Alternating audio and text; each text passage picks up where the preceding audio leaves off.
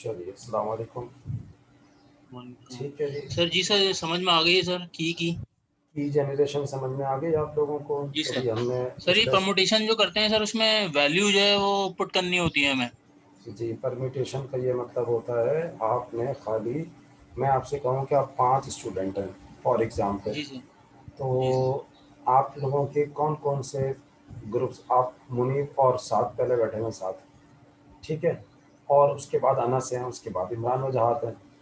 मैंने कहा कि जो पहला वाला बंदा है उसको थर्ड पे कर दो, तो मुनीब को मैंने अनस की जगह कर दिया, अनस को जनाब अली साद की जगह पे कर दो, सेकंड जगह पे साद को इमरान की जगह पे कर दो, इमरान को अनस की जगह पे। एक परम्यूटेशन मेरी है ये। अब हर बंदे की सही अलग अलग हो सकती है, तो परम्यूटेशन का जो आपको पता है फार्मूला क्या है, उसकी वजह से इतने कम्बिनेशन हो सकते हैं, लेकिन मैंने एक कम्बिनेशन यूज़ करा। अब जो दूसरा बंदा हैकर होगा वो यही सोचता रहेगा कौन सा कम्बिनेशन है। ये है सही। कन्फ्यूजन और डिफ्यूजन, जो इसका मकसद है डेस्क का, कि इसके अंदर इतनी कन्फ्यूजन की जाए, इतनी बड़ी बिट्स ले ली जाएँ, फिर उसके बाद उनकी परम्यूटेशन की जाए, तो ज़ाहिर-सी बात है परम्यूटेशन के बहुत सारे ग्रुप्स बनेंगे। उनमें से हमने ये एक ग्रुप लिया हुआ है, जिसकी हमने टेबल आपको दिया है। अब अपना टेबल बनाना है, आप अपनी मर्ज़ी की कोई परम्यूटेशन ले लें, लेकिन बस उसका सही। फ़र्क ये होगा कि वो जब 48 बिट आएगी, 48 ही लाना होगा, लेकिन आप टेबल अपना बना लें, चलें, कोई मसला नहीं है। ठीक है जी। तो अभी तक हमने जो जी सर। डिस्कशन किया वो हमने अच्छा जी, पहले तो ये स्लाइड आपको अब नज़र आ रही होगी, ठीक है। अब इस स्लाइड के लिहाज से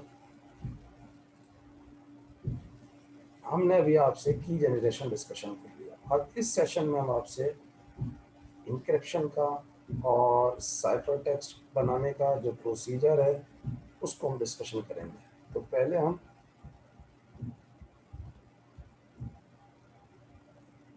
अभी हमने K1 से K16 की कहानी आपको सुना दी, ठीक है जी। अब हम इसको डिस्कशन नहीं कर रहे। की जनरेशन का पूरा प्रोसीजर आप समझ गए, कुछ नहीं करना, सिर्फ पहली दफ़ा PC1 से पास होगा, बाकी हर दफ़ा हर राउंड के लिए आपको PC2 से पास करना, बस खत्म। अगला आ जाए। अब हम डिस्कशन कर रहे हैं how to get the cipher text by using initial 64 bit plain text. तो देखें 64 बिट का प्लेन टेक्स्ट होगा।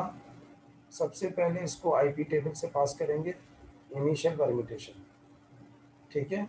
आउटपुट कितना आएगा उसका, अब यहाँ देखते हैं इनिशियल परम्यूटेशन से क्या होता है। अब आप मुझे ये बताइए, ये आईपी टेबल है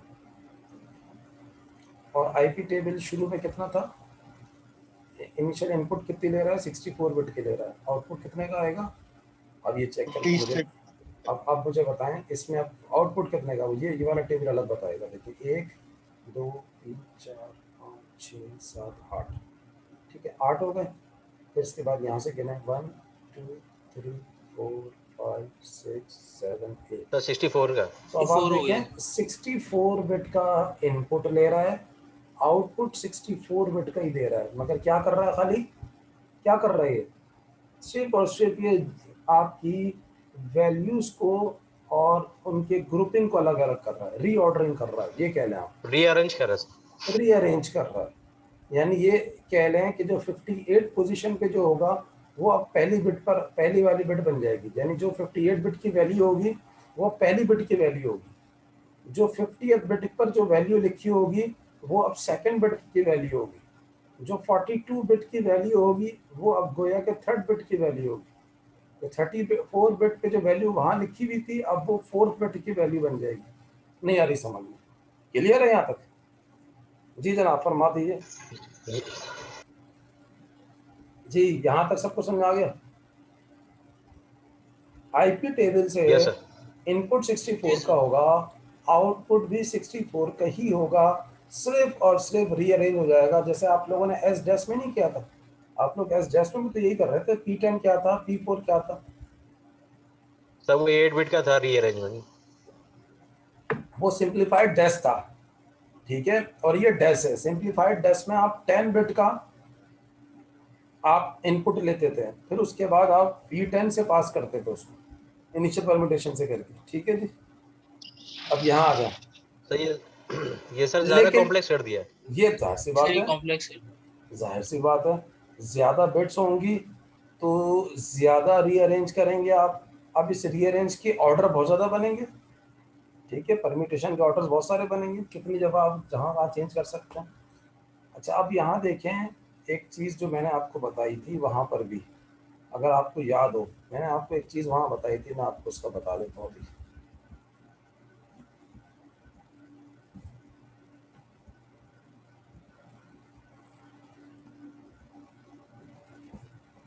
मैंने आपको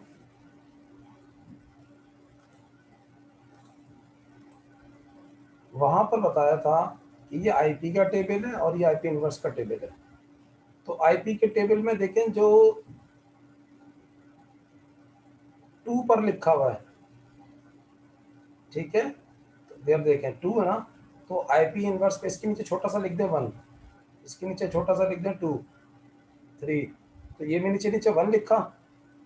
तो अब यहाँ देखें, इसका मतलब आईपी इनवर्स के टेबल में 1 कहाँ लिखा होगा, सेकंड पोजीशन पे, नीचे आ जाए, 1 कहाँ लिखा हुआ है, सेकंड पोजीशन पे। Second position. मैंने यहाँ नीचे लिखा 1, मैंने यहाँ नीचे लिखा 2, तो ये जो 2 नीचे लिखा हुआ है, ये 2 की वैल्यू, इसका मतलब ये पहले बिट पर आ गई। अब देखें यहाँ 4 लिखा हुआ है, इसका मतलब जो ऊपर होगा वो 4 पर 1 लिखा होगा, ये 1 पोजीशन है, देखें 1 2 3 4, यहाँ 1 लिखा हुआ है। आईपी इनवर्स में क्या होगा, 4 पोजीशन पर 1 है, तो यहाँ पर 4 ये रहा और नीचे 1 लिखा होगा, ठीक है, नहीं आ रही समझ में। आईपी और आईपी इनवर्स का ताल्लुक बड़ा गहरा है, अगर ये इस तरह से नहीं बनेगा तो डिक्रिप्ट और साइफर टेक्स्ट सही नहीं बनेगा। बात मेरी समझ में आ गई सबको?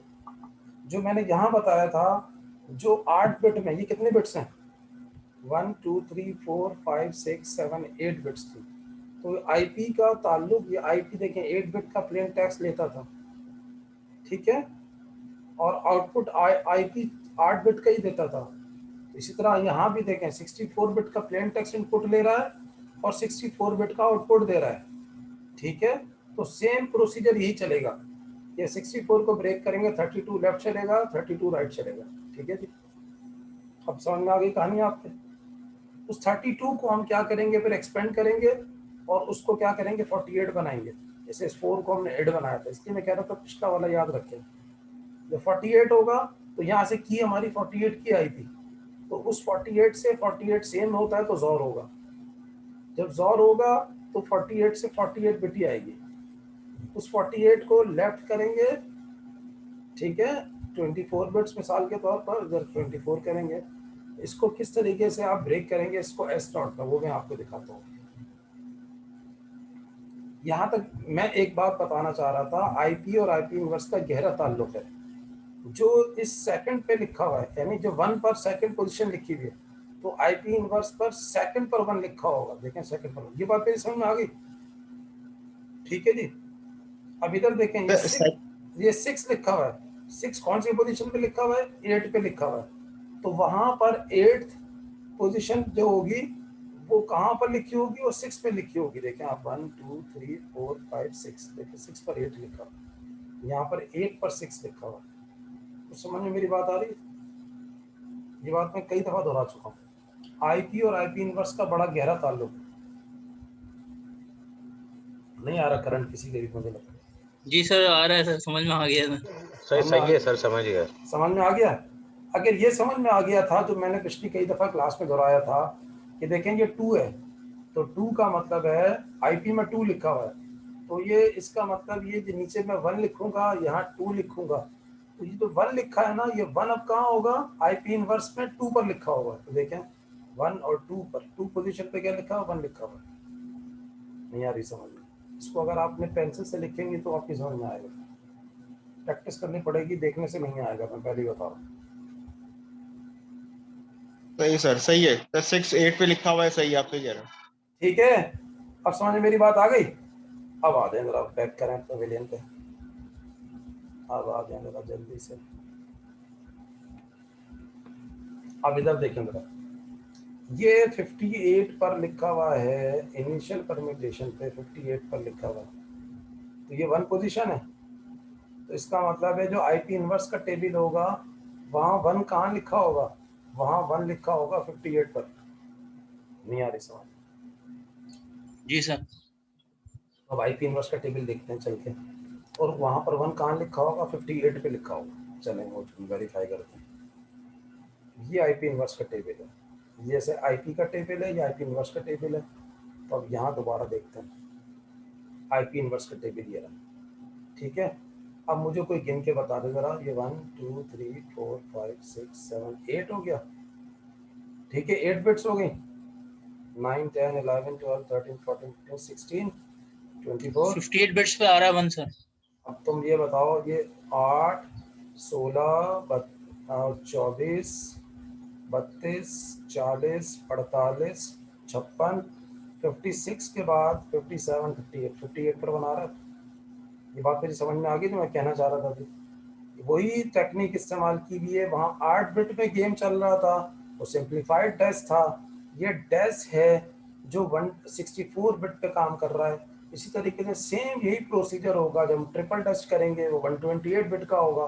तो यही सारी टेक्निक 128 बिट पे काम कर रही होगी, उसमें और परम्यूटेशन होगी, और कन्फ्यूजन होगी, उसमें और डिफ्यूजन होगी, उसमें और आपकी सिक्योरिटी, आपकी इंक्रिप्शन जो होगी वो हैकर के लिए मुश्किल होना शुरू हो जाएगी। अब देखें 40 आ गया 1 पर। अब दोबारा से बैक करें, ये क्या लिखा हुआ है 50 और कौन सी पोजीशन है, ये 1 और ये 2 है। इसका मतलब वहां पर 2 कहाँ लिखा होगा, वहां पर 2 कहाँ लिखा होगा, 50th पोजीशन सर पे। 50 पोजीशन पे। 50 पोजीशन पे। इधर आ जाएं, अब आप आ जाएं यहाँ पर, देखें ये कौन सी है, इधर आ जाएं, 50 पोजीशन पे 2 इधर आ रहा है, ये देखें 2, ये 48 है, ये 49 है और ये 50 है।